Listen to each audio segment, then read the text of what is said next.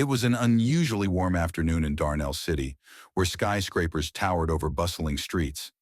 Special Agent Alana Carter, a highly accomplished black woman working for the FBI, was driving back to her office after months of investigating a notorious weapons trafficking ring.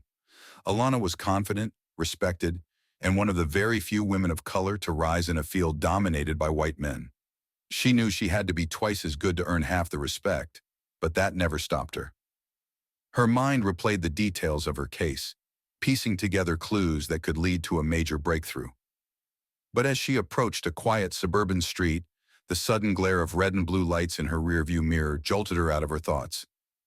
Confused, Alana glanced at her speedometer. She wasn't speeding. She hadn't broken any traffic laws. Still, she pulled over, her instincts already whispering that this wasn't going to be a routine stop. A patrol car screeched to a halt behind her. Officer Ethan Grayson, a tall, stocky man with a permanent scowl etched into his face, approached her vehicle with an air of entitlement. His hand rested on his holstered gun, as if ready for action. "License and registration," he barked, barely glancing at her. Alana kept her calm. She reached for her badge, flipping it open for him to see. "Officer, I'm Special Agent Alana Carter, FBI. I'm on duty." Grayson cut her off with a sneer. "I said license and registration. Do you think that badge gives you a free pass?" Alana's jaw tightened. "As I mentioned, I'm a federal agent. Is there a problem?" Grayson's lips curled into a smirk. "The problem is, you think your little badge makes you untouchable. Step out of the vehicle." The escalation was swift and baseless. Alana knew this wasn't about her car or her driving. This was about her skin, her gender, and the power she represented. "I'd like to know the reason for this stop," she said firmly. Grayson leaned closer, his tone icy. "I said, get out or I'll drag you out." Alana felt a knot tighten in her stomach. Slowly, she opened the door, stepping out with her hands visible. A small crowd of bystanders began gathering, their phones raised, filming the interaction. Grayson grabbed her by the arm and shoved her against the car. "Hey!" she protested, her voice rising. "What are you doing? This is an abuse of power." Grayson twisted her arm behind her back with unnecessary force, snapping the handcuffs on her wrists. "Resisting arrest. That's what I'm doing," he said mockingly. Instead of taking her to the main precinct, Grayson drove her to an isolated, rundown station on the city's outskirts. The building looked like it hadn't seen renovations since the 1970s, and the air inside was damp and heavy. Grayson shoved Alana into a chair in a small, dimly lit interrogation room. Her wrists throbbed from the cuffs, but she kept her composure. "You're no FBI agent," Grayson said, pacing in front of her. "You're just another fraud trying to play dress-up." Alana glared at him. "You're making a mistake, Officer Grayson. I have federal authority, and I'll make sure this goes on record." Grayson laughed, leaning close enough for her to smell his cologne. "Record, sweetheart? Out here, I am the record." Suddenly, Officer Nick Hansen, a younger and visibly uneasy cop, entered the room. His eyes darted nervously between Alana and Grayson. "Ethan, maybe we should verify her credentials. If she really is FBI." "Get out, Hansen!" Grayson barked. Hansen hesitated but eventually left, his shoulders slumping. Alana locked eyes with Grayson. "You're digging yourself a deeper hole." Grayson smirked. "The only hole being dug here is your career's grave." Hours passed. The precinct remained eerily quiet. Alana's thoughts raced as she scanned the room for anything she could use. Suddenly, the door creaked open, and Officer Hansen stepped inside. He quickly shut the door behind him, glancing over his shoulder. "Agent Carter," he whispered, unlocking her cuffs. "We don't have much time. Grayson's gone too far this time, and I can't be part of it." Alana eyed him cautiously. "Why now? Why help me?" Hansen's face flushed. "Because what he's doing isn't just illegal, it's dangerous. He's been covering up corruption for years, and anyone who tries to stop him ends up hurt, or worse." Alana nodded. "Fine, let's move." The two slipped out through a back exit, sticking to the shadows as they made their way to Hansen's unmarked patrol car. As they drove away, the quiet streets gave way to the roar of sirens. Grayson had discovered their escape. His patrol car sped behind them, headlights blazing. "Damn it," Hansen muttered, gripping the wheel.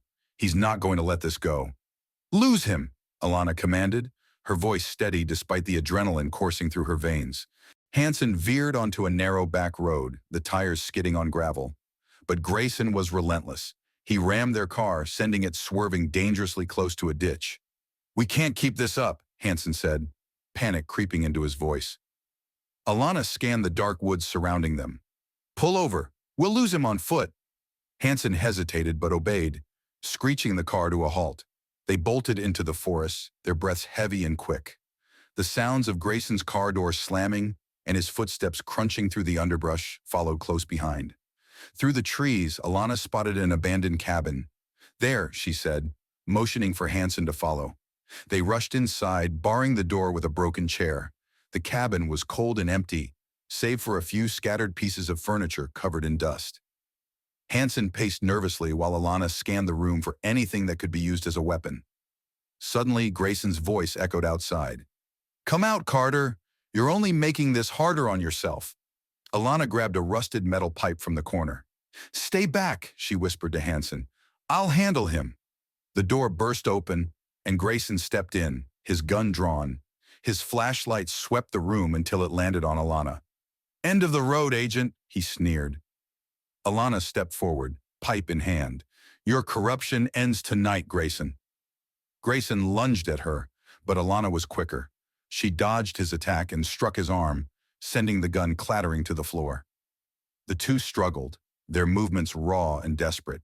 Hansen, finding his courage, joined the fight, tackling Grayson to the ground.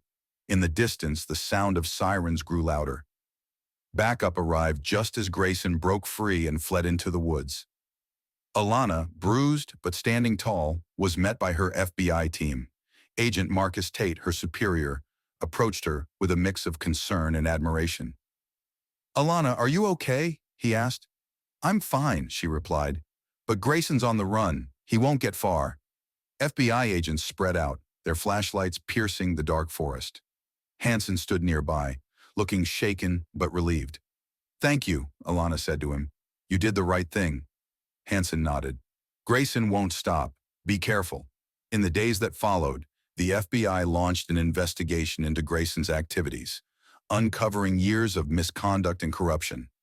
Alana testified against him, her strength and determination a beacon of justice. Though Grayson remained at large, Alana knew his days were numbered. The fight wasn't over, but she was ready for whatever came next. Because for Alana Carter, justice wasn't just a job, it was a mission. The story brings forward powerful messages of resilience, justice, and courage in the face of systemic racism and abuse of power. Alana refuses to be silenced or broken by the abuse of Officer Grayson. Her calm, strategic fight against corruption sends a clear message about the importance of speaking out and holding those in positions of power accountable. Alana's resilience serves as a powerful reminder that justice can be achieved through persistence and courage, motivating others to stand up against injustice. Ultimately, this story fosters empathy, sparks important conversations about equality, and empowers people to demand a fairer and more just society. If you enjoyed this story, make sure to like and subscribe for part 2, and let us know where you're watching from.